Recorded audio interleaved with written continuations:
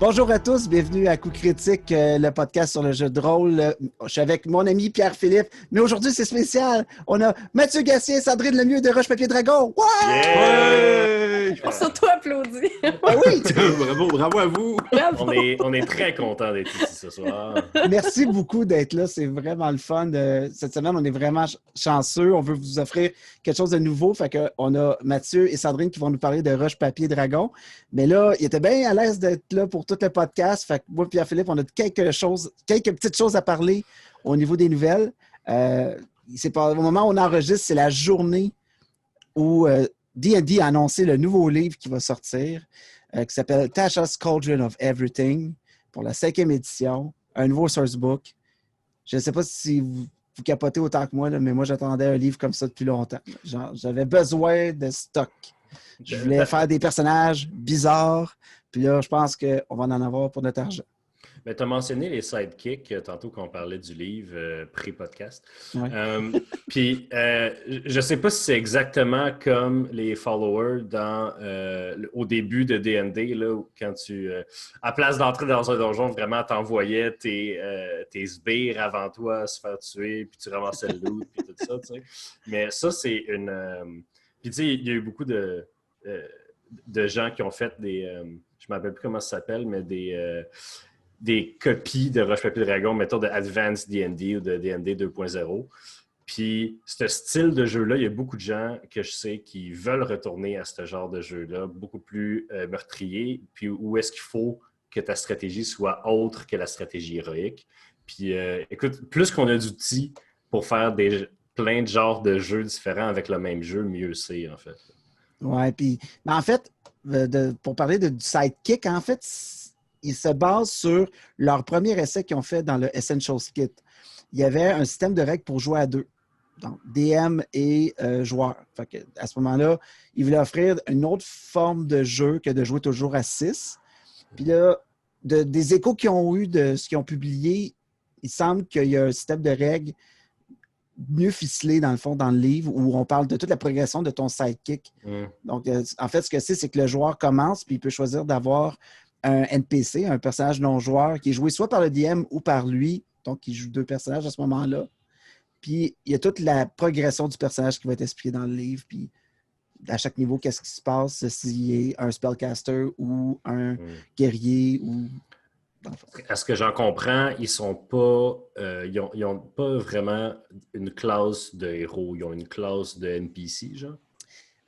De ce qu'on sait, en fait, de ce qu'il y a dans les 7 choses kits, c'est pas mal ça. Il y a soit un spellcaster, un expert ou un fighter.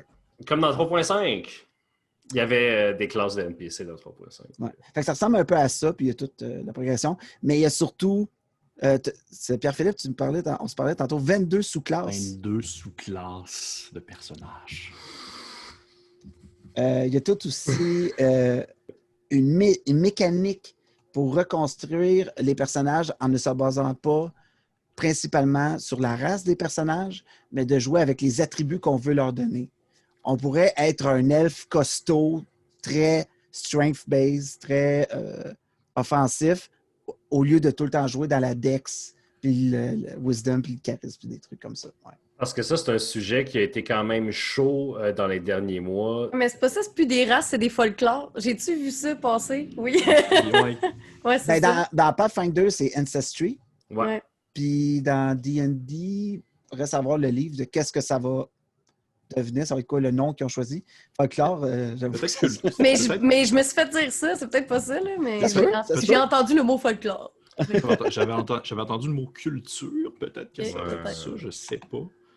Parce qu'en fait, ça date du début de D&D, puis peut-être que les gens qui ont fait D&D, pour ne pas nommer certains GGX, ils étaient peut-être pas les personnes les plus tolérantes puis les plus renseignées aussi sur d'autres aspects de la vie, mettons. Fait que mettre ça, puis même les races pouvaient seulement être certaines classes, ou c'était très, très, très contraignant parce que dans leur tête, c'était comme ça, tu sais. Mais maintenant que le jeu se libéralise, pourquoi pas se débarrasser des vestiges du passé, là. Oui, puis moi, j'aime l'idée de dire que Je suis un nain qui a été élevé par des elfes, donc j'ai appris à manier l'arc, puis je suis devenu plus habile avec ma dextérité, tout ça, parce que. Puis on s'en fout que j'étais un nain. On s'en fout. À ce moment-là, c'est un flavor de personnage, c'est une façon de le jouer, mais ça rouvre les portes pour encore plus de choses différentes qui peuvent se passer. Ouais.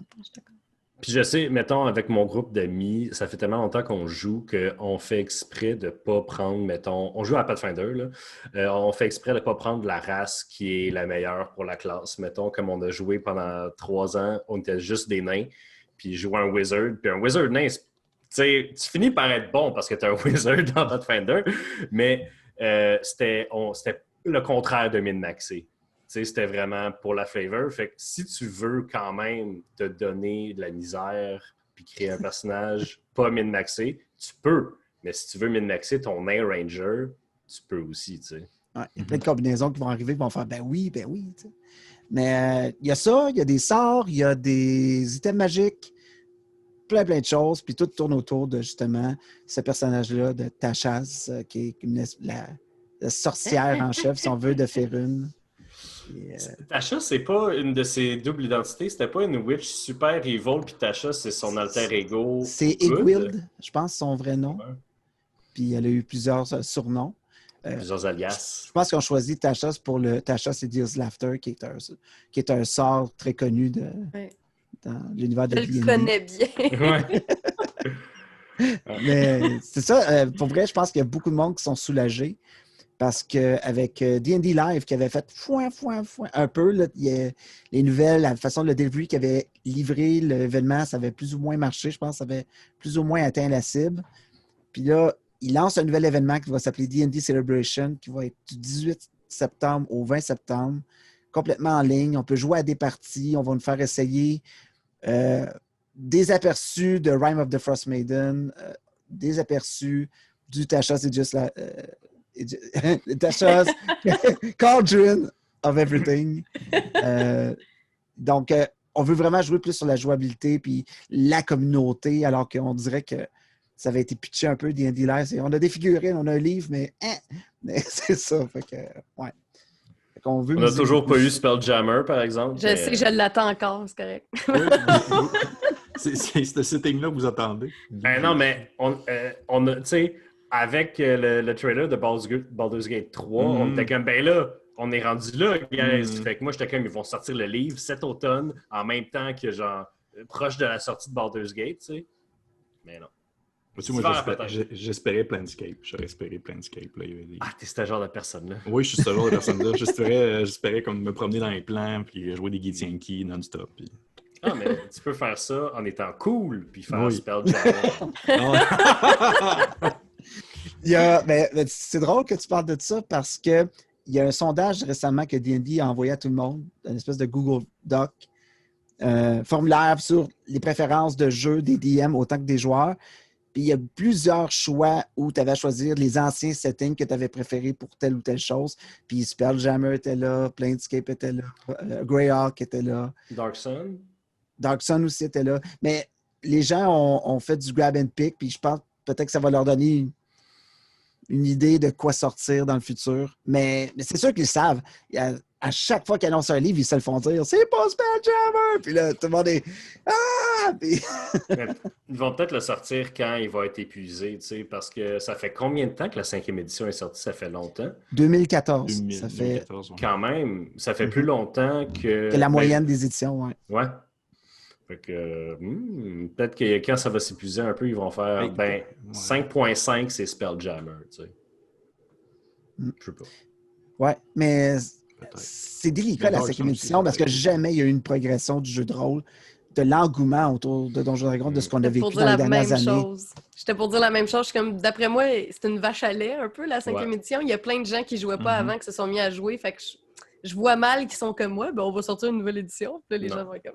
Si c'est pas brisé, réparez pas. Ouais, c'est ça. On dirait que c'est arrangé, mais le T-shirt que je porte, tu sais, je veux dire... Critical Role. Mais ça reste que les gens ont plus embarqué dans Critical Role peut-être dans les 2-3 dernières années, alors que la 5e édition était sortie déjà depuis un bout.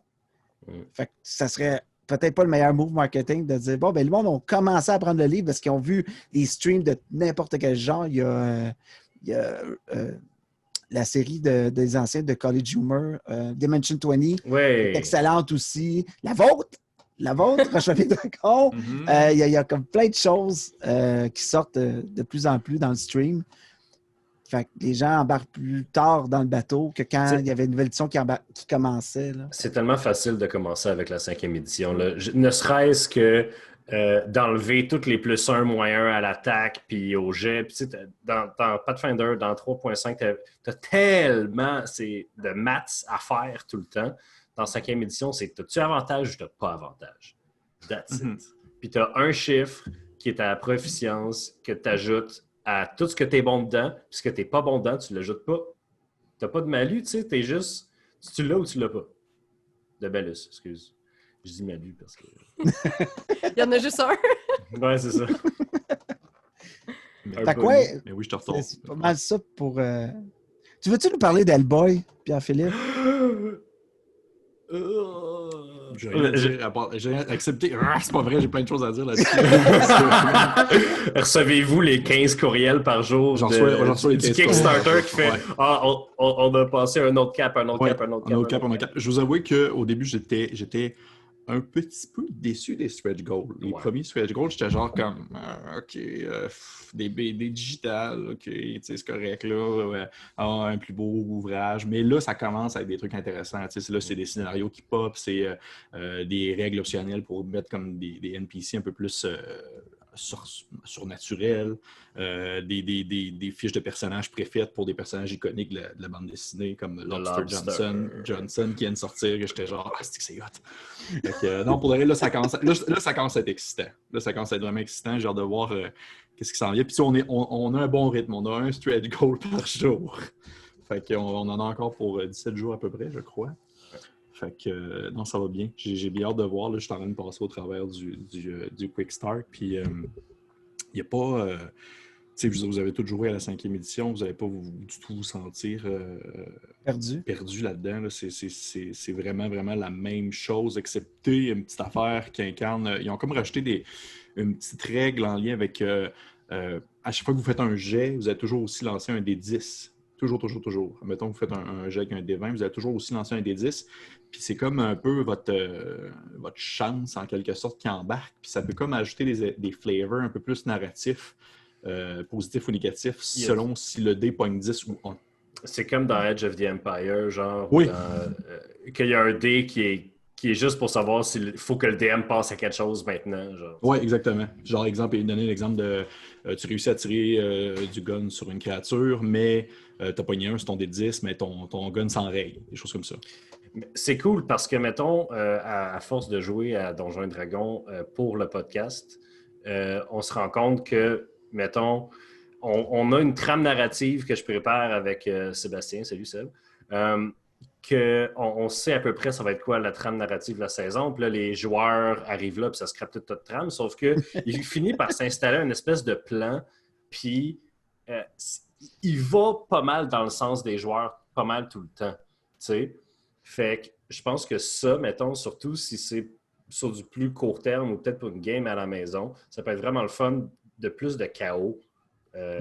Parce que dans le monde d'Hellboy, il se passe jamais ce qu'ils veulent qu'il se passe. Là. Le monde meurt, puis... c'est très vrai. Ça vire tout le temps un bâtiment qui explose, puis des trucs qui revolent partout. Puis... Sandrine, t'avais lu les Hellboy quand on habitait ensemble, hein? Oui, mais ça fait longtemps. Ouais. J'ai lu bien des affaires depuis. Je dois avouer que je ne suis pas une experte en Hellboy. Mais les deux. Moi, je connais l'univers un peu, mais pas tant. Mais c'est vrai que l'ambiance aussi, c'est tellement... Tout a des gros enjeux dans Hellboy. Hein? C'est jamais... C'est pas du hack and slash, genre, il y a un monstre qui détruit une église, OK, on règle le monstre. C'est toujours la fin du monde. Puis les monstres. J'ai l'impression que le jeu de rôle va jouer autour de ça. Il y a toujours un gros enjeu. Oui. Puis c'est ça que le Fate va donner aussi comme importance dans le jeu, parce que quand même, tu as un 20 critique si tu pognes un, puis ton gun il t'explose dans la face. Tu l'as pas eu, le bonhomme. Ouais. Tu l'as pas eu, le méchant. Fait que, ouais. C'est vraiment cool parce que. Ouais, vas-y, Mathieu. Les méchants sont toujours uniques aussi. C'est Ouais. toujours, même si c'est un vampire, c'est le vampire de Prague. Puis même si c'est genre juste un dude qui est enterré dans un cimetière, ben c'est un saint ou blablabla. Tu sais. Fait que toujours, tout est hyper personnalisé dans Hellboy. Puis ça donne tellement de richesse parce que si tu vas juste tuer un werewolf, c'est pas juste un werewolf avec un numéro, c'est le werewolf. Tu sais. Fait que puis il y a aussi après ça l'affaire de on l'a tué, fait qu'il reste plus de werewolf, tu sais. Fait que moi, un de mes. Il y a deux espèces de memes de Hellboy qui sont vraiment bons, qui sont juste des cases de la bande dessinée. Le premier, c'est Watch out, he's got a gun. Puis c'est un singe avec un gun qui tire Abe, puis ça a une super grosse importance. Genre, le fait que Abe se fasse shot puis tombe dans l'eau séparé d'Hellboy, ça change complètement qu'est-ce qui va se passer. Fait que ça, c'est genre vraiment. Ça, c'est le D10, là. Il y a un singe qui est là, puis il y a un gun, puis il tire Abe. Fait que ça feel extrêmement Hellboy. Mais ce que je voulais dire, c'est, mettons, dans les BPRD, ceux sur la fin du monde, là, ils rencontrent un Wendigo, puis ils s'en vont pour le shoot, puis le Wendigo est comme « Je m'appelle Daryl ». Ils sont comme « Salut Daryl ». Puis ils parlent, parce que il y a un Wendigo, puis c'est lui, puis il parle. Puis finalement, il le tue pas, tu sais. Fait que ça, c'est quelque chose que, mettons, dans Donjons et Dragons, t'as moins. Il faut vraiment que les joueurs se forcent pour pas tuer tous les monstres. Mais les monstres dans Hellboy sont uniques, ils ont une personnalité, ils ont une histoire que tu peux connaître avant de les battre. Oui. Puis je veux dire, au final, c'est tellement un univers qui tu vas pouvoir, quand tu vas démêler ça, tu vas pouvoir aller chercher tellement le folklore de n'importe où, n'importe quand. C'est infini, là, parce que justement, c'est jamais, comme tu dis, c'est jamais un loup-garou générique. Là, c'est toujours une sorte de loup-garou romanien qui est absolument unique en son genre. Là. Il va y avoir du jeu à aller chercher là-dedans là, non-stop. Ah ouais. Ah ouais. Pourquoi on parlait de Hellboy, c'est que dans le fond, ils ont atteint, je pense, 655% de leur objectif. Tu sais, ça va super bien. Puis moi, je pense que c'est juste à cause que Pierre-Philippe en a parlé pendant un épisode de Cookies. Ouais. J'en ai parlé avec tellement de passion. Parce que la dernière fois, il a parlé des Annies, puis tous les jeux qu'il a parlé, ils ont gagné médaille d'or ou d'argent. Il n'y a pas de pression, Pierre-Philippe, mais t'es lieu d'annoncer que le prochain livre de D&D va marcher. On en reparlera une autre fois. Ouais, c'est ça. Des recherches. Fait que c'est ça, ça fait un peu le tour de ce qui se passe à Planète Jeux de rôle en ce moment. Mais surtout, on est vraiment content de recevoir Mathieu et Sandrine pour nous parler de Roche Papier Dragon. Pouvez-vous nous expliquer un peu c'est quoi Roche Papier pour ceux qui ne savent pas c'est quoi? Vas-y donc, Sandrine. Oh, crime, OK. Mais dans le fond, Roche Papier Dragon, on est rendu à notre 5e saison. Fait qu'on va commencer la 5e saison bientôt. Puis, en fait, c'est tout simple. C'est un podcast qui a commencé dans notre cuisine quand on habitait ensemble, Mathieu puis moi. Puis, en fait, c'est que Mathieu, il avait le goût de obliger des gens qui n'avaient jamais vraiment joué à Donjons et Dragons de jouer à Donjons et Dragons. Fait qu'il est allé chercher des amis, qui n'étaient pas nécessairement des experts, pas du tout, parce que c'est du crime, une gang d'acteurs ensemble, ça va bien raconter des bonnes histoires. Je pense que c'était un peu ça le but. Puis c'est ça, au début, j'étais pas là. Fait que le début, moi, j'étais enfermée dans ma chambre, puis je les écoutais faire leur affaire dans la cuisine. Puis, un moment donné, ben, il a fait ça te tente-tu? Mais c'est parce que je pense que je connaissais trop ça pour qu'il vienne me chercher dessus. Le podcast a vraiment pris une coche quand Sandrine est arrivée. Oh, puis j'étais comme, tu sais, Sandrine, t'as vraiment une belle voix. Tu fais déjà du travail de voix. Elle a été la voix tu sais quoi pendant vraiment longtemps, tu sais.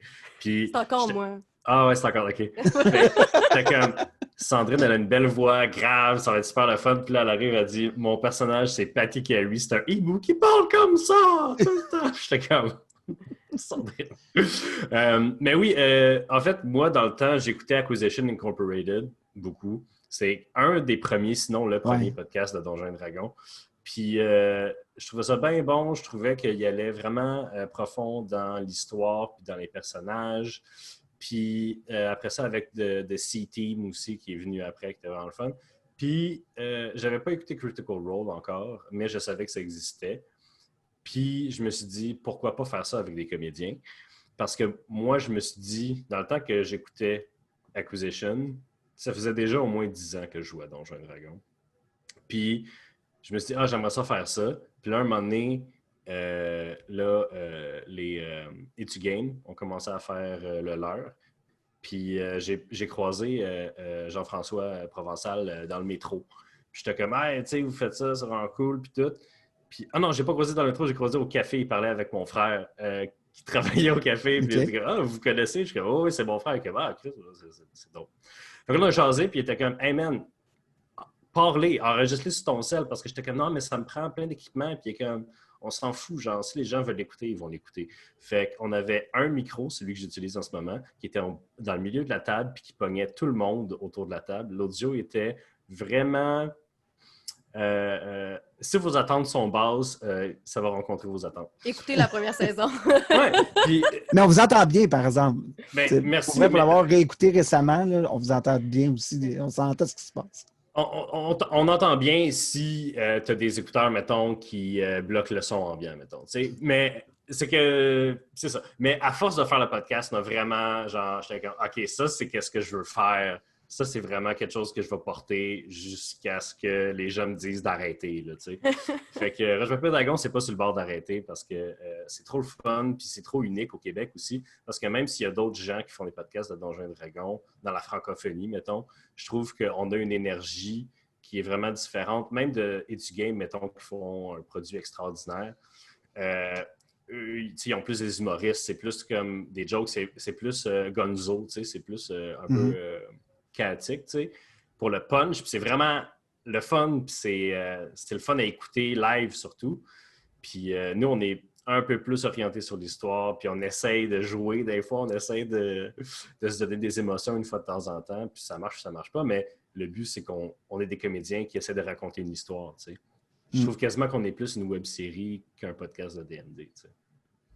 Dans le fond, le D&D, c'est plus un contenant pour ce que vous auriez fait peut-être probablement sur une autre plateforme, mais ça vous a propulsé vers un type narratif différent. Il y a quelque chose de super intéressant, en fait, parce que l'univers dans lequel on joue, oui, on utilise les règles de la 5e édition puis de D&D puis tout ça, mais c'est un univers qui a été complètement inventé par Mathieu. Fait que, tu sais, c'est quelque chose de flyé dans ce sens-là parce que, tu sais, Mathieu, il crée l'univers avec nous autres, dans le fond, parce que c'est lui qui change les choses selon qu'est-ce qui se passe. Puis des fois, il n'est pas d'accord, mais on l'oblige à faire des affaires, genre changer de plan, puis des trucs comme ça. Spoiler, en fait, je recommande vraiment à tout le monde qui DM D&D ou un autre jeu, même si tu veux partir de ton propre monde, encourage tes joueurs dans la session 0 ou même pendant le jeu à tenter un backstory ou à tenter j'ai entendu parler d'une ville juste de halflins qui font des feux d'artifice, sont vraiment bons là-dedans, tu sais. Puis que le DM dit, s'il veut que ça arrive, il dit oui, est à quelques kilomètres. S'il veut pas que ça arrive, il dit oui, est à l'autre bout du pays. C'est toi qui décides, tu sais. Sauf que j'encourage fortement les DM à laisser vos joueurs vous aider à créer le monde. Parce que, spoiler pour la saison 3, 4 de la réelle identité de Patty Carey. Mais Sandrine m'est arrivée avec son backstory finalement en retard de 2 mois sur tout le monde. Puis elle a dit, mon backstory, c'est ça.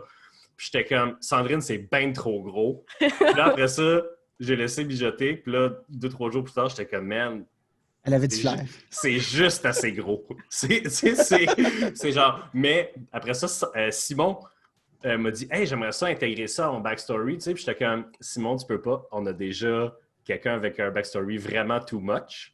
Le tien va être vraiment humain et personnel. Tandis que le sien, il est grandiose, mettons, tu sais. » Fait que j'ai pas dit non à Simon. J'ai dit à Simon « On va aller dans une autre direction parce que sinon, ça fait trop pareil. » tu sais. Puis justement, autour de la table, comment vous voyez ça? Comment tu vois ça comme DM ou toi, Sandrine, comme joueuse, la place que chacun vous prenez dans l'émission? Est-ce que vous sentez qu'il y a des joueurs qui ont plus de penchant narratif ou qui... Oui! Il y a des joueurs qui sont plus cabotins que d'autres. Puis il y a des joueurs qui font plus avancer l'histoire. Puis je trouve que Mathieu, il y a une belle force là-dedans, en fait, parce que ce qui est arrivé, en fait, c'est que à la base, il y avait Alexandre Poirier dans le podcast, qui n'est pas un acteur, mais c'était un gars qui connaît vraiment ça, Donjons et Dragons. Puis Mathieu est allé chercher. Puis là, finalement, il a fait, justement, je suis pas un acteur, tout ça, je suis pas nécessairement à l'aise. Fait qu'il est parti. Puis Mathieu, il a fait, Sandrine, tu connais quand même ça, Donjons et Dragons, tu as déjà joué, tu veux-tu embarquer? Puis je trouve que c'est quelque chose que Matt... Oh, oui, vas-y. Et devenir la nerd de service. Oui, c'est ça. En fait. Puis je trouve que c'est une bonne affaire parce que je pense qu'autour de la table, il y avait besoin d'avoir quelqu'un qui connaissait un peu ça parce que sinon, c'était comme des pétards dans le cul tout le temps. Puis t'as besoin de ramener les gens.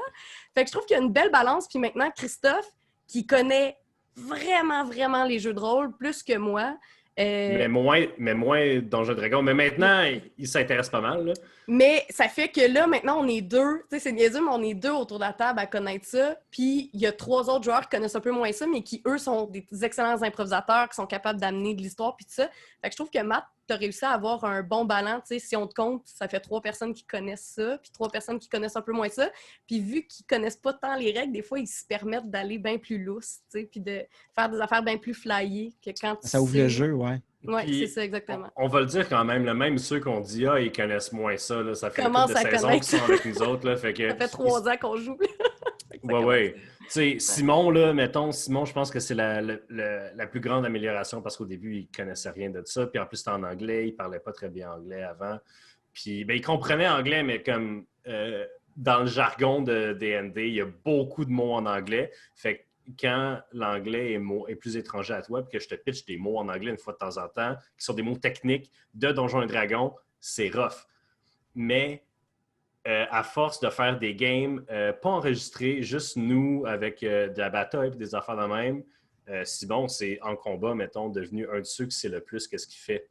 Tu sais? Même si, mettons, Chris va passer plus de temps à penser à son truc parce qu'il veut vraiment optimiser son tour, Simon va faire genre, je vais summoner mes spirits qui coupent du monde, puis je vais faire telle affaire, tu sais, puis je vais être proactif. Tu sais?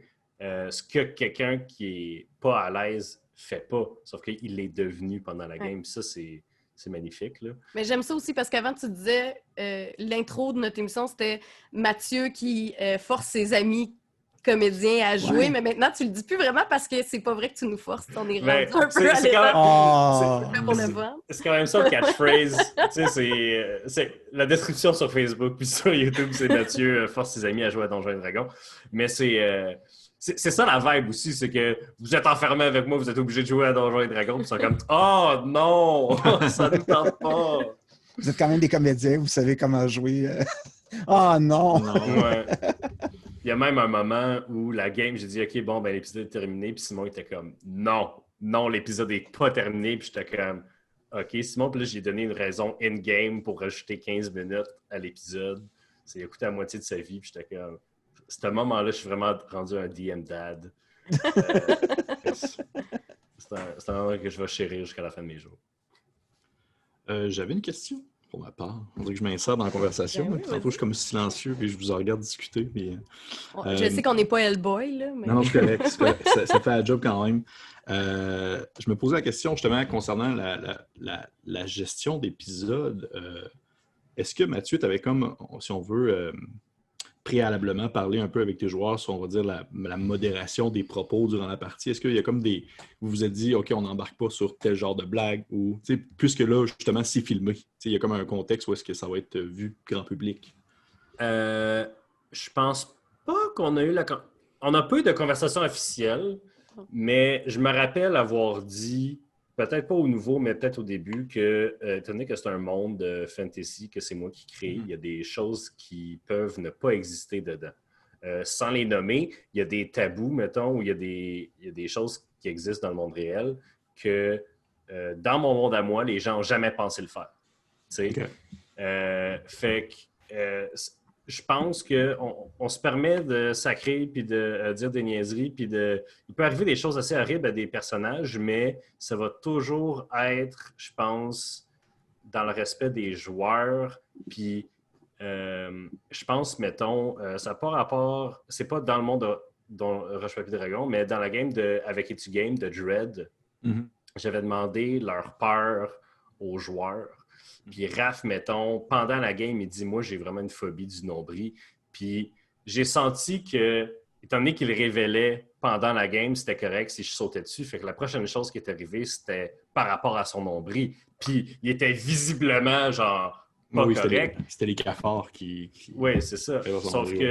Sauf que si quelqu'un avait vécu quelque chose de traumatique dans sa vie, puis qu'on l'avait intégré dans la game de D&D, ça aurait vraiment pas été correct. Puis on aurait scrappé cet épisode-là, puis on aurait recommencé. Parce que sans... C'est déjà arrivé.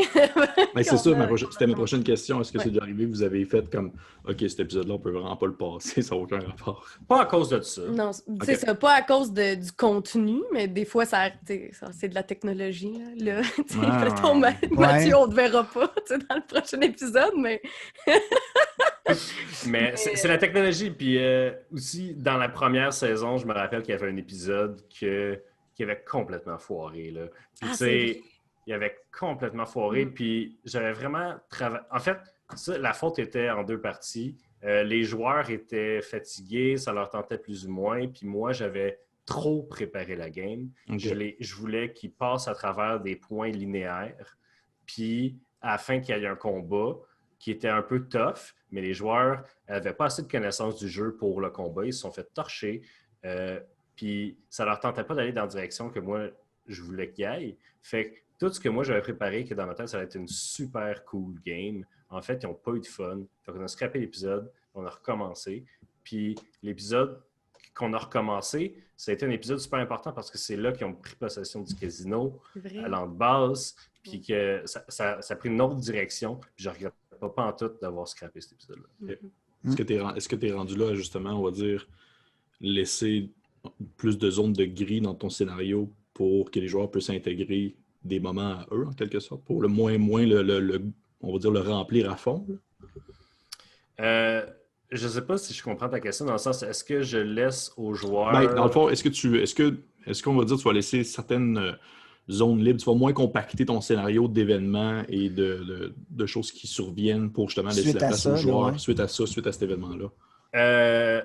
J'écoute beaucoup de podcasts de DM, puis de podcasts un peu comme le vôtre, mais plus orientés, mettons, sur comment faire ça. WebDM en est un en anglais.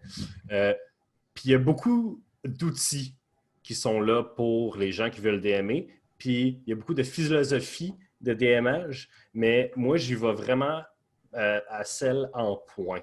Fait que j'imagine la saison comme une map géographique dans laquelle il y a des bouts d'histoire séparés à travers la map. Puis les joueurs, je sais que ça, c'est probablement la trajectoire qu'ils vont prendre. Fait que ça va être la trajectoire où chronologiquement, ça a du sens. Sauf que ça arrive, puis peut-être que les joueurs ne se rendent pas compte, puis peut-être même que les auditeurs ne se rendent pas compte, mais des fois, ils passent par un autre chemin, puis ils arrivent à un point sur la map qui était supposé arriver en premier, mais que là, il y a une info qu'ils ont déjà eue, mettons, par un autre chemin. Mais ça fait... C'est pas une erreur, parce que tout ce que ça fait, c'est que ça rend le monde plus cohérent. Oui. Fait que, pour répondre à ta question, je le fais moins linéaire, mais maintenant, je le fais plus en story point. Je fais des points où c'est qu'il y a une histoire là, il y a une histoire là. Comme, mettons, à Val-Alain, puis dans la dernière saison, la saison 4, il y avait l'histoire à Simon à Val-Alain. Il y avait l'histoire à Patty, sa montagne. Il y avait les loyables aussi. Fait que c'est eux qui ont décidé de se séparer, puis c'est eux qui ont décidé de faire des affaires, puis de... Ça a chié, mais ça a chié de façon exquise. Et justement, concernant ça, est-ce que tu vas... comment je pourrais dire ça? Est-ce que tu sais d'avance un peu quel backstory de personnage tu vas intégrer au courant de la saison? Ou c'est quelque chose que tu vas développer vraiment pendant que la saison se déroule? Parce que, par exemple, la saison 3, là, je ne vais pas le cacher, là, j'ai clenché genre les 3 premières saisons en dedans d'une semaine. Là, je suis en train de rattraper. Fait que vos voix, ça fait spécial de les entendre dans d'autres contextes. Là. C'est drôle, hein, quand tu écoutes quelqu'un, moi je les écoute plusieurs fois, tous les épisodes, puis j'ai l'impression que je passe la semaine avec mes amis, puis je les revois, puis ils sont comme « Hey, ça fait longtemps que je vous ai vu », puis je suis comme « Non. » Non, c'est ça aussi. Mais justement, exemple, la saison 3, il y avait beaucoup de backstory qui était associé avec Catherine, par rapport à son background et tout ça. Mais est-ce que c'était quelque chose que tu avais déjà prévu d'avance d'intégrer beaucoup dans la saison 3, ou c'est arrivé avec le temps pendant que la saison se déroulait? J'essaye de ne pas concentrer une saison entièrement sur un personnage. Okay. Mettons, si tu regardes la saison 2, je connaissais un peu des backstories des personnages, mais surtout, étant donné que j'écoute les épisodes plusieurs fois, j'ai détecté quand les joueurs me donnaient des hints. Ils me donnaient des petits grains de pain. Puis après ça, moi, en élaborant sur ces petites affaires-là qui ont semé, en des vraies histoires dans la saison d'après ou l'autre saison d'après, ça donne l'impression à l'auditeur que le joueur a préparé ça depuis vraiment longtemps, tandis qu'on l'a développé ensemble pendant les saisons. Des fois, on n'a aucune idée. Non, c'est ça. Ça fait juste arriver. C'est un peu comme quand tu joues pour vrai aussi, tu sais. Ouais. Faut pas oublier que il y a une manière très différente. Pour jouer pour vrai dans la vie et jouer pour le podcast, c'est deux expériences complètement différentes. Parce que quand tu joues pour un podcast, tu es toujours très conscient que tu es en représentation. Puis tu fais attention. Puis des fois, c'est plus stressant parce que tu te dis, crime, il faut garder ça intéressant, mettons. Tandis que quand tu joues juste bien relax chez vous, même si c'est pas intéressant pour les gens à l'extérieur, toi, si tu as du fun, c'est ça qui compte. Fait que c'est ça. Je me souviens plus où je m'en allais avec ça. Pour rebondir sur ce que tu dis, Sandrine, dans la game avec mes chums à moi de Pathfinder à la maison, on était des nains, on avait tout un système on construisait une ville ensemble. Fait qu'il y a des games complètes qu'on n'a pas joué à D&D, qu'on a juste joué à... On a joué à SimCity, tu sais, dans le fond. Puis nous... On sortait de là, puis Max, le DM, il était comme « Hey, excusez, les gars, c'était un peu plate aujourd'hui. » Puis on était comme « T'es-tu fou, man? » Genre, j'ai construit mon laboratoire, tu sais. Puis... Fait que ça, c'est pas intéressant pour un podcast, mais nous, on trouvait ça le fun au bout. Fait qu'il y a vraiment une différence. Mais il y a quand même un stress aussi, là. Tu sais, moi, je le vis beaucoup. Récemment, on n'a pas filmé parce qu'on était en 2 saisons, puis tout ça. Puis j'ai beaucoup joué avec des amis. Puis c'est niaiseux, mais j'ai comme retrouvé le fun de... Faire Roche Papier Dragon, j'adore ça, mais c'est pas du tout la même chose. C'est autre chose. Ouais. C'est complètement autre chose. Je t'en ai mis beaucoup ses épaules dans la dernière saison aussi. Tu soutenais à toi seul un arche narrative complète, tu sais. Fait que je t'en ai mis beaucoup parce que justement, c'était tellement grandiose, j'étais comme, tu sais. Mais je pense que, je veux dire, j'ai parlé avec des gens qui viennent juste de finir la saison 4, mettons, puis sont comme... Ah ouais, j'étais vraiment surpris à la fin, tu sais, puis j'ai vraiment tout ce qui se passe avec... En tout cas, je veux pas révéler. Tu veux pas voler les points. Non, c'est ça. Mais sans donner justement de spoilers, Sandrine, alors, tu nous expliquais que quand tu es arrivé, la partie était déjà débutée. Justement, parce que tu connaissais D&D, y a-tu des raisons particulières qui t'ont poussé à créer Patty? Est-ce qu'il y avait vraiment une volonté d'arriver là puis faire c'est de même que ça se joue? Mais je voulais juste, honnêtement, faire un personnage too much. Puis je pense que j'ai réussi à avoir ça tout le long. J'avoue, au niveau de la voix, il a fallu que je change. Puis c'est drôle parce que je prenais ça très à cœur. Puis tu sais, au début, j'avais une voix vraiment aiguë, puis je faisais des bruits d'hibou, puis tout ça. Puis là, je faisais spiker le micro. Mathieu était tout en fâché après moi parce que... Je suis pas fâché, j'étais... J'avais les oreilles qui saignaient. C'est ça. Oui, c'est ça. Tout le monde avait les oreilles qui saignaient, puis tout ça. Puis, tu sais, en fait, ce qui est intéressant aussi de porter un personnage aussi longtemps, c'est qu'il évolue, ce personnage. Oui. Même au niveau de la voix, puis sans spoiler rien, dans la dernière saison, mon personnage devient complètement différent. C'est vraiment un autre personnage. Fait que là, ça a été comme une adaptation. Il a fallu que je passe de ce personnage-là qui est bien funky à autre chose que vous verrez si vous écoutez la 4e saison. Puis là aussi, moi, en tant que joueuse, c'est devenu une expérience complètement différente, tu sais. Fait que je pense que je m'en allais là-dedans. Je m'en allais dans un personnage qui est tellement too much, qui donne un show, qui se bat, qui fait plein d'affaires. Puis aussi, j'ai choisi un barde parce que c'est pas mal mon personnage de prédilection. Fait que je savais déjà comment ça marchait, un barde. Fait que beaucoup à cause de ça. Puis je voulais un personnage... j'ai pris un Arakocra parce que c'est OP, parce que ça voit dans le noir, ça vole, ça fait plein d'affaires. Ça voit pas dans le noir. On sait que ça vole pas dans le noir, mais nous, on a décidé que ça volait dans le noir. Parce que c'est un hibou. Parce que c'est un hibou. Fait que c'est ça. Fait que...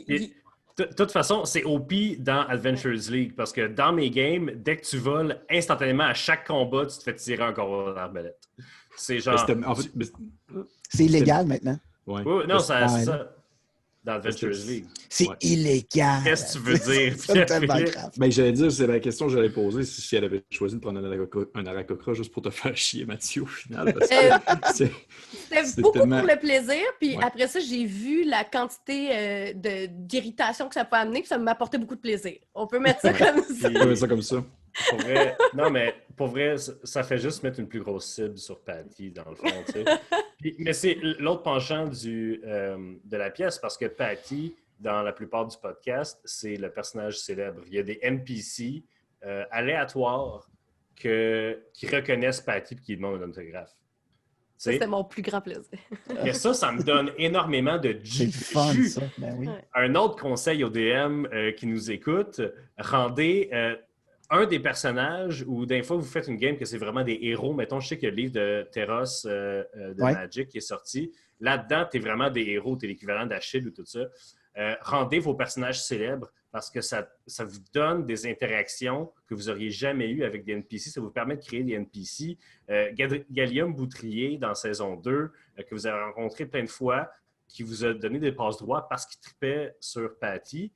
Puis ça a permis de créer un NPC qui a une relation que tu peux relativement intime ou proche que tu n'aurais jamais pu avoir juste en rencontrant un NPC comme ça, sans qu'il fasse partie du backstory non plus. Tu sais, ça donne une espèce d'entre-deux, tu as le meilleur des deux mondes, sans peupler le backstory de tes personnages, de tous les NPC que tu veux inventer sur le tas. Tu sais.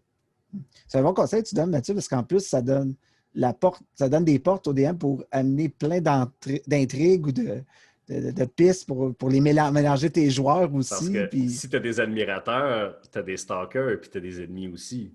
Tu sais? Je veux dire, moi, quelque chose que j'ai voulu faire, qu'on n'a pas pu faire à date, c'est une espèce de Battle of the Bands, là, tu sais, de Patty qu'un band rival. Mais on était trop occupés avec des affaires bien plus importantes que ça. Là. Ouais. Cool. Mais on n'avait pas répondu à ta question tantôt, Pierre-Philippe, pour les mais pour les backstories des personnages, c'est juste parce que je veux juste dire quelque chose. Oui.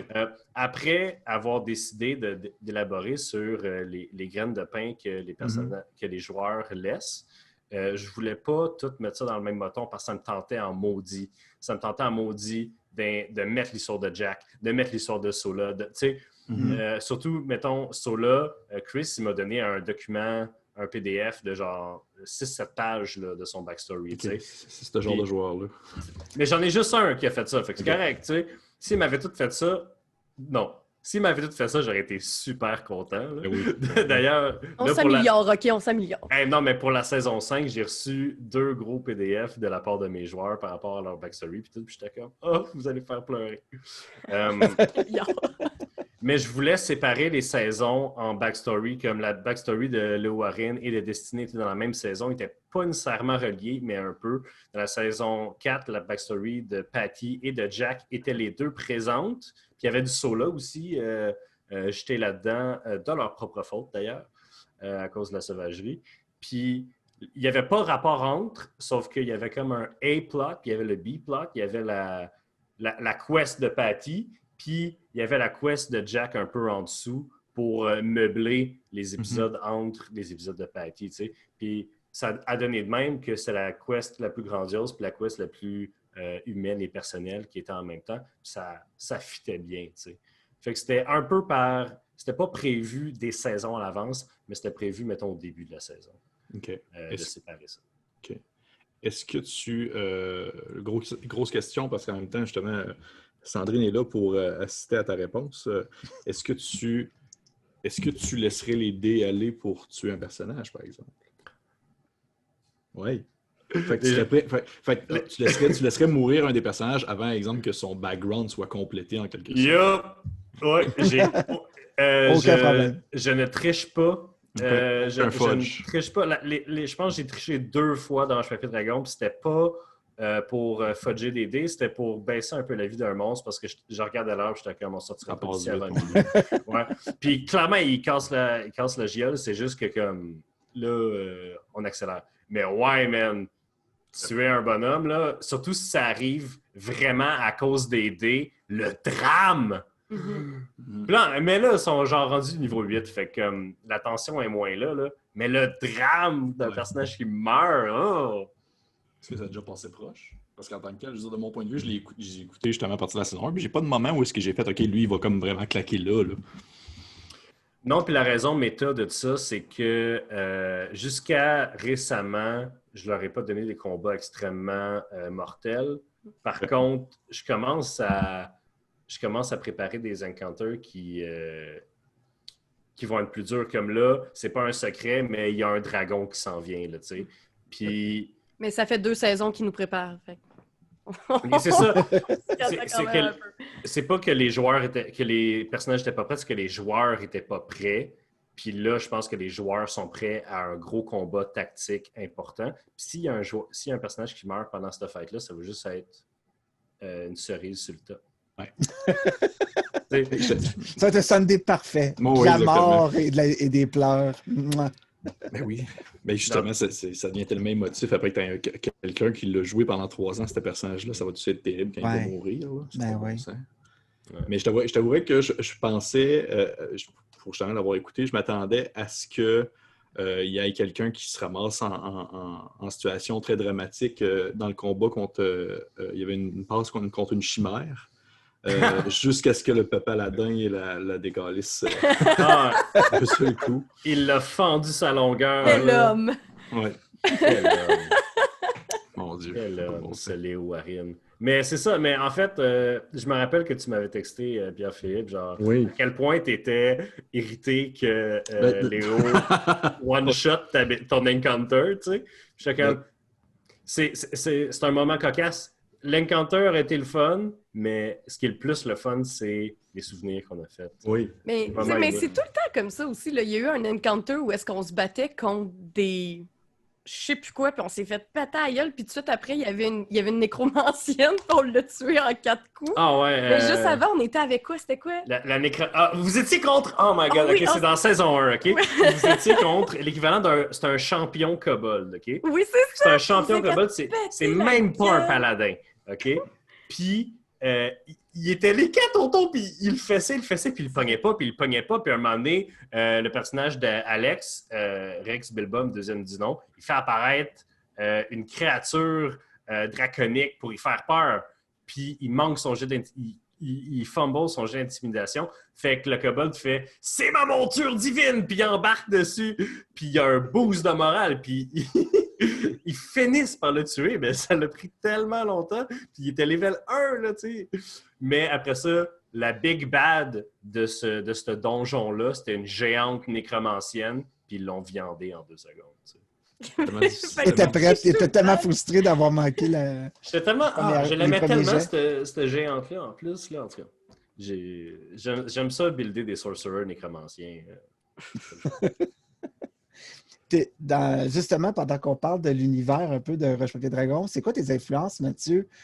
Moi, au début, j'ai senti beaucoup d'influences avec le folklore, peut-être l'ambiance plus folklorique au niveau du setting. Veux-tu nous parler un peu de c'est quoi l'univers, dans quoi les joueurs sont plongés? J'aimerais dire, premièrement, que là, on parle de mon univers comme si j'étais prêt à écrire un livre dessus puis tout, là. Mais c'est 2 choses. C'est beaucoup inspiré de Donjons et Dragons normal, mais c'est aussi toujours en constante évolution. Puis j'ai aucun regret à complètement scraper une partie que j'avais pensée puis que j'avais pas dit à personne pour une partie qu'un joueur avait pensé comme...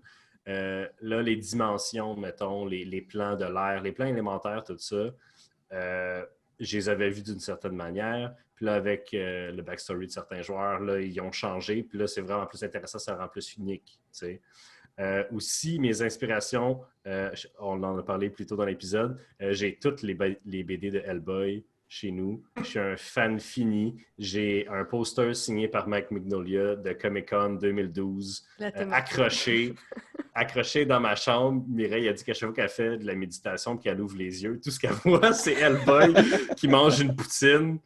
Fait que je suis un gros fan fini. Puis ce que j'aime justement dans Hellboy, c'est le mélange de tout ça. mettons. Ouais. Il y a plein d'affaires que j'ai pensées qui ne sont pas encore arrivées, mais que dans ma tête, c'est juste la saveur. Là, il y a beaucoup d'influence de ça. J'aime beaucoup le visuel de The Witcher. J'haïs les films d'horreur. J'ai regardé peut-être 2 films d'horreur dans ma vie, mais le plus que je suis capable, quand le moment se prête à ça, le plus que je suis capable de mettre un aspect creepy ou quelque chose d'étrange comme ça, j'essaie d'en mettre. Dans le temps qu'on avait le personnage de Alex, c'était un warlock de The Old One. Fait que c'est un warlock d'espèce de personnage cthulhuesque. Puis ça me donnait du jus pour aller là-dedans, sauf que là, il n'est plus là, son personnage. Fait que j'ai moins ce porte-là. Fait que j'avais l'intention d'aller dans du Lovecraft, mais finalement, cette porte-là a été fermée par les joueurs pour en ouvrir d'autres. J'adore l'univers des fées dans The Dresden Files, qui est une série de romans qui se passe aujourd'hui avec un détective privé qui est aussi un magicien. C'est des livres, je pense, des années 90-2000 qui sont un produit de leur temps. Là. Jugez-les pas trop fort sur l'égalité homme-femme et tout. Là. Mais le lore, ils sont quand même bons. Ils sont le fun à lire. Sont l'équivalent en livre de Supernatural, mettons. Okay. Mais le lore est vraiment cool. Puis les fées là-dedans, ils ont tout un système de caste, puis ils ont toute l'affaire de faire une promesse 3 fois, j'ai volé de ça de là. Les cours d'été puis d'hiver, c'est Shakespeare, mais c'est aussi Dresden Files. Les noms de la mère, la reine, puis la dame, ça, j'ai pris ça dans Dresden Files. Parce que c'est vraiment un...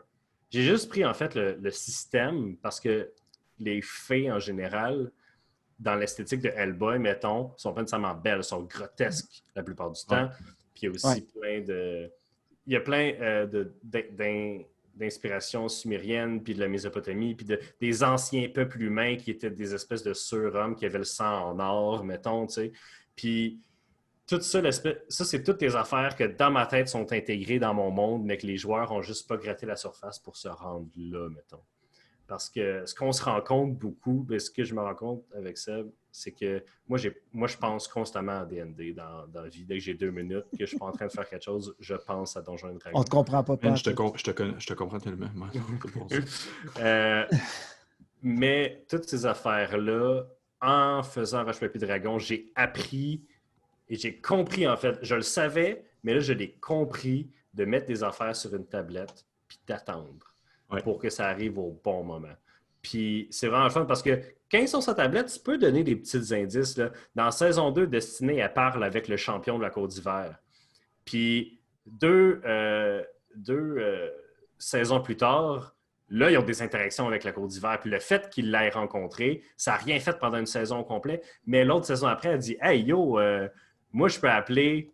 le champion de la Côte d'Hiver n'importe quand. Là, t'es comme « Oh! » Puis ça, j'avais mis ça sur la tablette, puis j'étais comme « Un moment donné, ils vont y aller, Matt. Un moment donné, ils vont y aller. Un moment donné, ils vont interagir avec les filles, puis ça va être leur décision. Ça va être plus le fun pour les joueurs. Là, ça va être leur décision. » C'est le fun pour les joueurs, mais c'est le fun aussi pour les personnes qui écoutent le podcast parce qu'ils vont s'en rappeler à ce moment-là aussi. T'sais, ils vont faire « Oh shit! OK! » Il y a vraiment une impression de lien qui se fait entre les saisons. Là.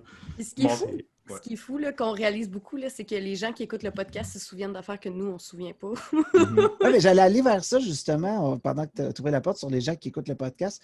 Il y a sûrement dû avoir des réactions, des choses que vous avez vues se manifester dans la communauté qui écoute Roche-Papier-Dragon. D'ailleurs, bonjour à tout le monde qui tripe sur Roche-Papier-Dragon. On va vous envoyer le plus de monde possible. Non, mais je trouve ça intéressant d'avoir votre point de vue sur la réponse du public. Qu'est-ce qui vous a surpris le plus justement dans cette espèce d'écoute-là que vous avez maintenant de tous ces gens-là? Moi, je suis surprise qu'il y ait des gens qui écoutent. Mais non, mais ça a l'air super niaiseux dit de même, mais tu sais, comme on commence un petit projet, puis là, on se dit, bon, on fait ça nous pour le fun. Puis là, finalement, t'es dans un bar, puis tu te fais arrêter par quelqu'un. Moi, ça m'est arrivé. Tu te fais arrêter par quelqu'un, puis elle fait « Hey, salut, je sais t'es qui? » Je sais pas t'es qui. Puis là, comment? J'écoute votre podcast, c'est malade. Puis je suis comme « OK. » Mais tu sais, c'est bizarre parce que tu dis crime, moi je joue à D&D avec mes amis, puis il y a des gens qui ont hâte que les nouveaux épisodes sortent. Moi, il y a des gens j'ai des amis qui sont des fervents adeptes de Roche-Papier-Dragon, puis comme des fois, ils m'écrivent parce qu'ils viennent de finir l'épisode, puis ils sont comme « Oh my God, j'en reviens pas que ça c'est arrivé! » Puis là, nous, on a déjà filmé les autres, fait que je sais ce qui s'en vient, tu sais, puis il y a un sentiment de communauté qui grandit de plus en plus aussi. On a fait faire des t-shirts, on est allé, Mathieu puis moi, on est allé les livrer chez les gens. Puis je dois avouer, à un moment donné, les gens, ils prenaient des photos, puis là, ils mettaient sur Instagram. Puis je pense que c'est un des moments dans ma vie où j'ai comme fait « Wow, OK, on fait quelque chose de cool! » Tu sais, les gens, ils sont fiers d'avoir notre merch, puis ils nous postent sur les réseaux sociaux. C'est cool, là, c'est le fun. Mon moment de même, c'était quand on a fait l'épisode en vrai au Randolph-Rosemont. Mhm. Puis qu'il y avait pas mal de monde. Je sais pas, il y avait combien de monde? Il y avait peut-être 50, genre. Mais 50 personnes qui viennent te voir jouer à D&D quand t'es rendu à en plein milieu de la saison 3 de ton podcast, tu sais. On a vraiment aimé ça. Puis il y avait des gens qui étaient là que moi, je connaissais pas. Tu sais, le cercle commençait à s'élargir. Ouais. Puis il y a des gens qui sont venus qui avaient jamais joué à D&D, qui avaient jamais écouté le podcast avant. Puis qui était comme « Hey, quand est-ce que vous faites votre prochain show? Parce que je vais revenir. Je ne vais pas écouter le podcast entre, mais je vais revenir parce que c'est un bon show. » L'expérience était assez intéressante pour ça, c'est ça? C'est tout ce que je veux faire. Je veux juste faire un bon show. Je veux juste faire de la bonne TV, tu sais. C'est particulier parce que quand on a commencé à faire le podcast de D&D, oui, je connaissais ça. Tu sais, j'avais joué à Donjons & Dragons, mais j'étais pas... Moi, j'écoutais pas de podcast de D&D. J'étais pas dans cet univers-là. Puis je suis allée au PAX Unplugged, qui est une convention aux États-Unis. Puis j'ai vu Acquisition Incorporated sur scène. Puis littéralement, c'était l'équivalent d'un rock show. Oh, oui. C'était malade. Mais c'était malade. Puis c'est la première fois, en fait, parce que j'écoute notre podcast pour me garder à jour puis me souvenir, puis tout ça, mais j'écoutais pas nécessairement d'autres podcasts de D&D. Puis je suis allée là parce que mon chum voulait vraiment y aller. J'en revenais pas. Ça avait été 4 heures, on m'a raconté une histoire, il se passe rien, là, c'est juste des gens qui racontent une histoire. Puis je me suis dit, c'est tellement proche, en fait, de mon métier puis de ce que j'aime faire. Tu sais, on est comédien, puis on raconte des histoires, puis il y a quelque chose de... Tu sais, D&D, oui, c'est dans la créature, dans le folklore, puis ça, mais on est quasiment des conteurs, puis c'est là que j'ai compris. Tu sais, parce que s'auto-écouter, tu fais « OK, je m'analyse, puis là, j'analyse ce qui se passe, puis tout ça, mais voir cet effet-là, c'est là que j'ai compris pourquoi Mathieu, il trippait autant aussi sur des podcasts, puis qu'il en écoutait autant, puis tout ça. Fait que j'ose juste espérer qu'à un moment donné, il y a des gens qui vont se sentir comme moi, je me suis sentie. Bon, on sera jamais peut-être aussi gros que ça, là. C'était énorme, là, mais tu sais, il y a quelque chose de vraiment le fun de ressentir ça, puis de se faire raconter une histoire comme ça. C'est vraiment fou quand tu... parce que moi, j'écoutais, comme je disais tantôt, j'écoutais Hacking, puis je voulais être sur le stage, je voulais faire ça, tu sais. Puis on commence à avoir des petites bribes de ce trip-là, puis j'y crois pas encore, tu sais. Je suis comme...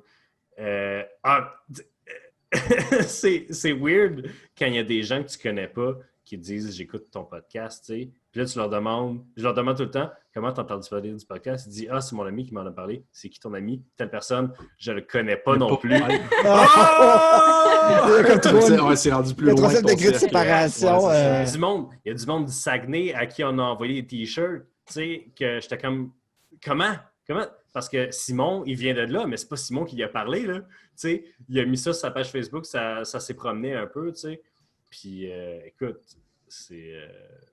on va continuer à faire ça jusqu'à temps que... Là, c'est particulier parce que maintenant, on a un channel YouTube. Parce qu'avant, on faisait partie d'un channel YouTube. Là, on a notre channel YouTube, fait qu'on va se mettre à faire d'autres choses aussi. Oui. Il va y avoir d'autres émissions. Je ne sais pas comment... C'est sur C'est YouTube, des émissions. ça des émissions, là. Mais on va avoir d'autres émissions sur d'autres choses aussi. Ben, ça va toujours avoir rapport avec Donjons & Dragons et Roche Papier Dragon, mais... On va pas piler sur vos pieds, les gars, Pas du inquiétez-vous pas, là. Vraiment pas. Mais On fait pas ça. Oui, effectivement, Ouais. le but, c'est de grandir la machine Roche-Papier-Dragon. Le podcast va toujours être la première priorité, mais le but, c'est de donner plus de contenu puis de rendre ça... Roche-Papier-Dragon a toujours été fait pour le fun, mais de façon la plus professionnelle possible. Puis on fait juste continuer dans cette direction-là, dans le fond. C'est le fun pour votre communauté. Puis, on le sait, Pierre-Philippe et moi, pour faire ce podcast-là, les communautés autour du jeu de rôle sont tellement chaleureuse, accueillante, toujours des bons Passionnée. commentaires, passionnée. Rarement, moi, j'avais peur au début du côté négatif. Là, peut-être des gens qui étaient très prompts sur certaines affaires parce que ça reste quand même un jeu. C'est une propriété que beaucoup de monde aime puis l'utilise à leur manière. Mais j'ai eu aucun écho de ça. Je vois juste du beau positif. Puis je trouve ça le fun pour vous parce que tu disais professionnalisme, puis je pense que c'est la grosse force de ce que vous offrez. Il y a une signature visuelle, et puis même avec les circonstances actuelles, d'ailleurs, on pourrait en parler, où la dynamique a changé probablement beaucoup pour vous. Le monde, on continue à vous suivre puis parce que le contenu était là, puis que c'était encore le fun. Puis justement, avec ce qui se passe en ce moment, Man, l'été 2020, printemps-été 2020 était supposé être l'été de Roche Papier Dragon, man. On avait plein de shows live. Oh my God, on avait plein de shows live de prévus. On allait avoir notre fixe d'attention de la part d'une foule. Mais c'est pas arrivé, malheureusement. Par contre, ça a ouvert une autre porte. Les games sur Zoom, c'est pas tout du mauvais. Les gens se laissent parler beaucoup plus. Ça baisse l'énergie, mais ça la garde, tu sais. C'est vraiment plus facile d'organiser des sessions aussi. Là. Mais ça amène son lot de problèmes, mais ça amène son lot de positifs aussi. Fait que je te dirais, dès qu'on va être capable d'être 6 dans un même local puis enregistrer, on va le faire sans hésitation. Sauf que sur Zoom, c'est vraiment pas la fin du monde. Ça nous a permis de faire un épisode avec Charles Beauchesne, que peut-être ça aurait été pas mal plus compliqué de l'amener au studio puis tout. Puis, je veux dire, je parlais à Pierre-Philippe l'autre jour, puis je suis comme, t'habites où? Puis il est comme, j'habite à Québec. Je suis comme, OK, je savais pas que t'habitais à Québec, mais s'il y a des invités qu'on veut avoir qui habitent à Québec ou même qui habitent en France, tu sais, si jamais on devient assez gros pour aller chercher du monde de roll and play, là, tu sais. Je veux dire, le Zoom, ça permet ça. Ouais. Fait que, ouais. Mais D&D, ça reste quelque chose aussi, je pense que c'est très humain, puis on aime ça être... C'est comme une soirée de... C'est bien le fun, là, jouer sur toutes les plateformes de jeux de société. Moi, je suis une grosse nerd de jeux de société. Là. Je fais beaucoup de tabletop. Puis, tabletop simulator, c'est bien le fun, là, mais c'est pas la même chose que d'être autour du jeu puis d'être avec tes amis. Puis, je pense que je suis d'accord avec tout ce que tu as dit, Mathieu, mais moi, j'ai trouvé ça beaucoup plus difficile. J'ai trouvé ça difficile de ne pas être avec mes amis puis d'être à côté d'eux autres puis de voir leur réaction puis leur énergie en temps réel. Tu sais, des fois, c'est plus difficile de... C'est comme faire de l'impro à distance, puis c'est bizarre faire de l'impro à distance, de pas avoir les réactions des gens. En plus, Sandrine, en fait, je pense que tu parlais, puis ça a comme mis le doigt sur ça, parce que moi, je suis préparé quand on arrive dans le game, puis les games Zoom sont vraiment plus faciles pour le DM, parce que les gens sont moins chaotiques, puis on fait qu'est-ce que j'ai... Fait que je suis en contrôle tout le long. Toi, tu étais une joueuse, mais pendant cette saison-ci, tu avais tout le poids dessus. Fait que c'était... On croirait que la job la plus dure pour une game de D&D, c'est le DM. Ouais. Mais dans la dernière saison, la job la plus dure, c'était Sandrine qui l'avait, là, de loin. Mais je crois beaucoup que ça avait rapport avec la distance, honnêtement. Je pense que si on avait tous été ensemble, ça aurait été plus simple. Tu te serais nourri de l'énergie de la pièce des gens autour de toi qui chuchotent, qui se disent des affaires. Il y a un combat qui se passe. Parce qu'on fait tout le temps ça. Là. Quand on joue, là, Jay et moi, on est tout le temps en train de se parler pendant que les autres ils jouent. Mais quand tu es à distance, tu peux pas faire ce genre de choses. Il y a eu plus de rebound sur ce que le monde se dise aussi, des choses comme ça. Mais oui, je comprends donc. Faut pas... Je sais qu'on est des acteurs, là, puis qu'on parle d'énergie, puis ça a l'air ésotérique, là, mais l'énergie dans une pièce de gens qui sont... on a le goût de jouer à D&D, ça se transmet pas par une webcam. C'est vrai. Tellement. Pour aller dans des games en bar, puis tout ça, là. Je veux dire, c'est l'énergie, tu te nourris de la salle, du moment, puis de l'ambiance. Puis... Oh my God. Dans le corps, puis il y a quelque chose qui se passe. Jay, il a déchiré son T-shirt. Il a roulé un vin sur un jet de perception, puis il a déchiré son T-shirt, puis les gens perdaient toute leur shit, là. Je veux dire, c'était malade comme moment, tu sais. On s'envoyait des shots, puis même si il n'y avait pas eu d'alcool d'impliqué... On était un peu cocktail. On était un peu cocktail. Hey, c'est dur d'aimer cocktail. Ouh! Puis tu sais, il y avait des gars... Il y avait un de mes amis qui avait fait des memes sur les pancartes de nous autres. Puis c'était comme, quel beau cadeau! Tu sais, c'est genre, c'est magnifique, là. Même s'il était 50, les memes sa pancarte, ça faisait que... C'est comme 50, c'est beaucoup! Non, c'est beaucoup. Mais c'est beaucoup pour voir du monde jouer à D&D. Oui, c'est ça, exactement. Ça fait partie, je pourrais dire, un des plus beaux cadeaux que vous pouvez avoir, c'est justement voir l'impact que vous avez sur la communauté en tant que telle. Les gens sont tellement contents de voir du contenu francophone qui se fait. C'est quelque chose qu'on entend souvent parler ces temps-ci. Il y a beaucoup de critiques sur l'aspect qu'il y a des gens qui ont de la difficulté en anglais, puis tout ça. Fait que juste le fait de voir les gens réceptifs à ça, c'est un super beau cadeau. Le reach, la longe qu'on a en français est plus courte, mais l'espèce d'effet émotionnel est plus présent, je pense. Ouais. Puis ça s'en fait plus vite, je pense. Oui, puis personnellement, je suis full anglophile, là, mais il y a quelque chose de jouer à Donjons et Dragons en français qui me ramène, moi, et j'imagine d'autres personnes qui écoutent le podcast à quand on avait 13 ans puis on a commencé à jouer. T'sais. Moi, des gens qui appellent D&D Dunge, je reconnais mon peuple. T'sais, je veux dire, attends, 13 ans. Ça fait longtemps que je joue à D&D, mais quand on jouait à D&D au secondaire puis au cégep, puis qu'on allait dans des GN, puis qu'on allait à Bicoline, on disait pas qu'on allait à Bicoline, puis on disait pas qu'on jouait à Donjons et Dragons. On disait qu'on disait on jouait à des jeux de société, puis on allait en camping. On jouait pas à D&D, puis on n'allait pas dans des GN. Mais quand tu deviens un adulte, puis que tu commences à avoir plus de confiance en toi, tu te dis non, je joue à Donjons et Dragons. Puis là, maintenant, en plus, non seulement je joue à Donjons et Dragons, mais il y a X nombre de personnes qui nous écoutent jouer à Donjons et Dragons à chaque semaine. Puis quand tu mets l'épisode en ligne, puis que tu refreshes la page immédiatement, puis qu'il y a déjà genre 5 views, t'es comme... Le monde l'attendait. C'est pas beaucoup 5 views, mais il y a 5 personnes qui attendaient juste ça. Parce que c'est à 1h. C'est à 1h les mercredis, c'est à 1h les vendredis, tu sais. Fait que, c'est...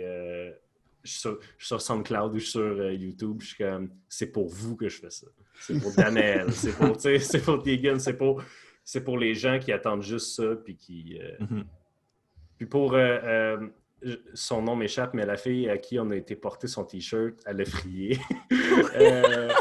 On l'a appelée, elle était comme à Laval, on était comme c'est pas vraiment sur notre chemin, c'est où chez vous? Blablabla. Puis elle est comme, hey, je t'allais frier, puis on est comme, c'est à côté d'où est-ce qu'on habite, on arrive. Fait qu'on a été portés, puis elle était comme, puis la première chose qu'elle m'a dit, c'est je joue pas à D&D, j'écoute pas d'autres podcasts de D&D, j'aime pas ça D&D, mais je vous écoute quand vous sortez. C'est parce que c'est comme on est rendu une émission. C'est ça le but, c'est que quand ça devient une émission écoutable par tout le monde, ça s'éloigne de D&D, on fait moins de combats, c'est moins technique, fait qu'on perd des gens pour ça, mais je pense qu'on va gagner plus de gens.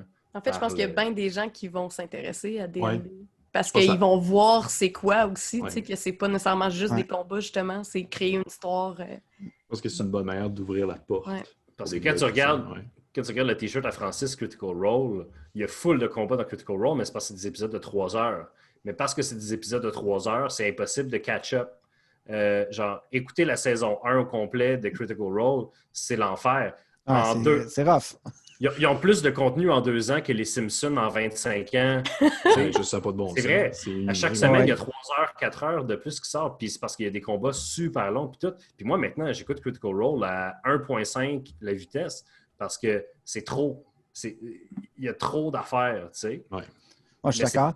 Puis surtout, si tu veux commencer à saison 1, puis là, tu repars en 2016, où la technologie n'était pas là, puis tu perds des affaires, puis ils ont été chanceux. Mais pour vrai, je pense que des séries comme ça, comme Acquisitions Incorporated, comme vous, puis ce que ça permet de faire, c'est de juste montrer aux gens que le jeu de rôle, ça peut être autre chose de ce qu'ils pensaient que c'était. Ouais. Ça peut être tellement autre chose. Ça peut être c'est pas obligé d'être un dragon puis une épée. Là.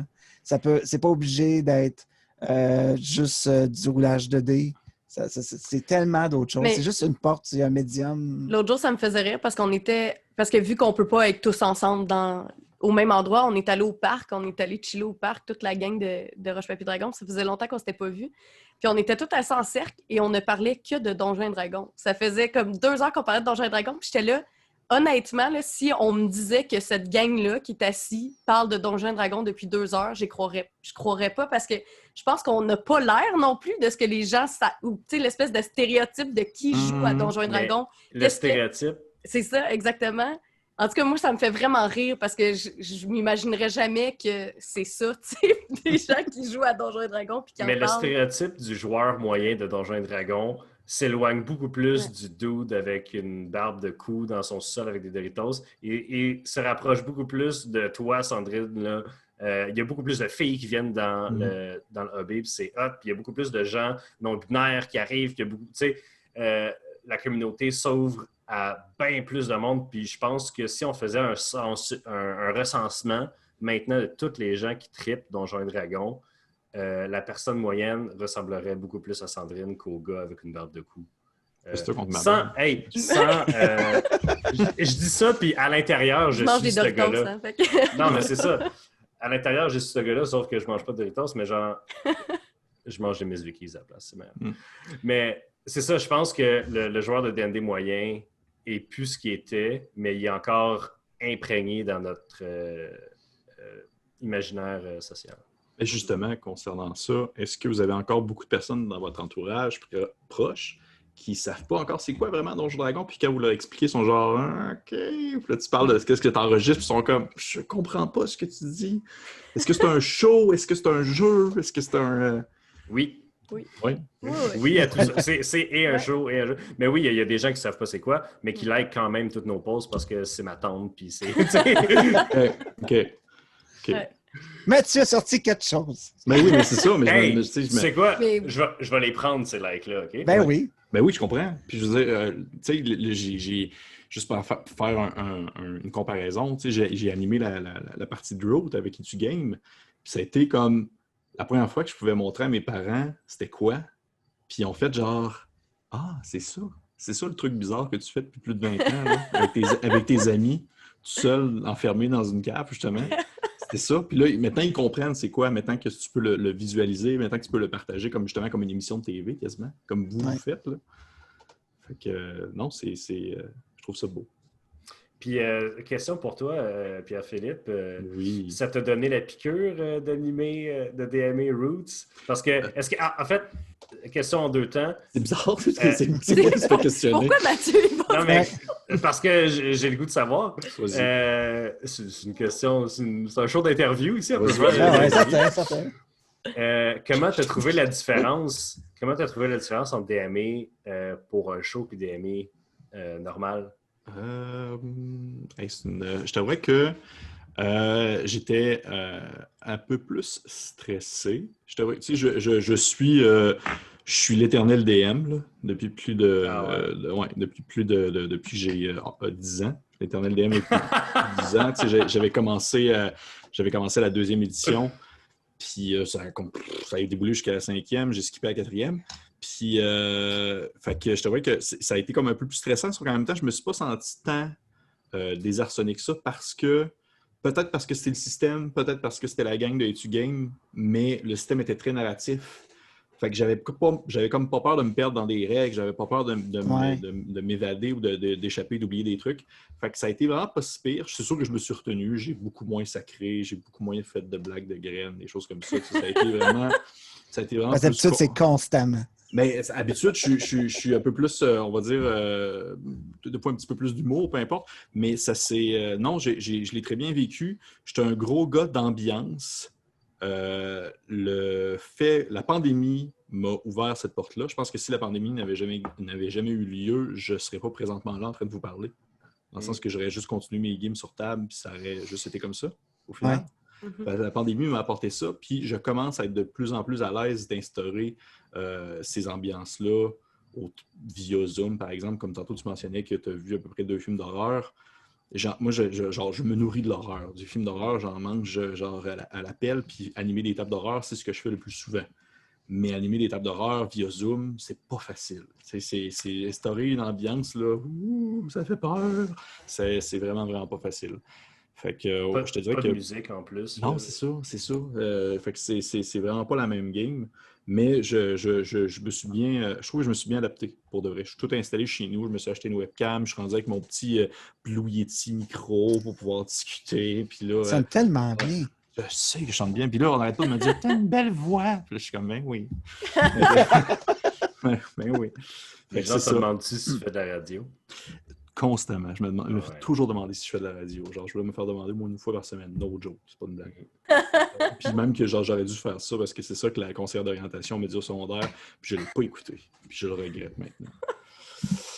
Merci Mathieu de me ramener dans mes T'en fais un peu en ce moment, tu sais. Oui, j'en fais un peu en ce moment, oui. La radio, ça meurt. Le podcast, c'est la radio. Le podcast, c'est la vie du futur, oui. On est dans le Gold Rush en ce moment. Là. Oui. On est à bonne place au bon moment. Là. Dans 20 ans, les gens vont regarder Roche Papier Dragon puis Coup Critique puis ils vont faire c'est là que ça a commencé. Je suis sûr que oui. C'était quoi ton point 2 de ta question? Excuse-moi. Le point 2, c'était à quel point tu as envie de recommencer. Puis tu sais, je veux dire, c'est pas officiel, là, mettons, de faire des one-shots comme ça à l'intérieur de d'autres channels, mettons. C'est le genre d'affaire qui te fait triper là maintenant. Oui, à fond la caisse pour de vrai. Puis tu sais, je pense que j'en ai parlé amplement avec Pierre-Louis, puis tu sais, d'Intu Game, il avait trippé à fond, puis on a eu des super bons commentaires, des super bons feedbacks pour Roast. Les gens avaient beaucoup aimé ça. Fait que pour de vrai, oui, j'ai adoré ça, puis ça se fait super bien. Tu sais, puis justement, là, je pense que c'est l'avantage de Zoom, c'est que c'est facile à organiser. Tu sais, ça se place rapidement dans un horaire, puis tout ça. Fait que non, moi, je suis all-in pour des one-shots jusqu'à ce que j'aille 80 ans puis que je sois comme un vieux monsieur. Là. Hey, à 80 ans, à la maison de vieux, là, ouais, on va jouer à D&D à chaque jour. D&D encore.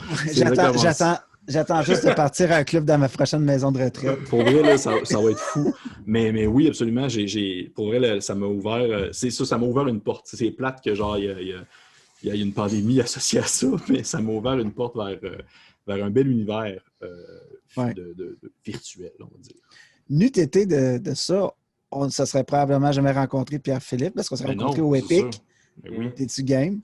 J'aurais pas rencontré Sandrine ni Mathieu.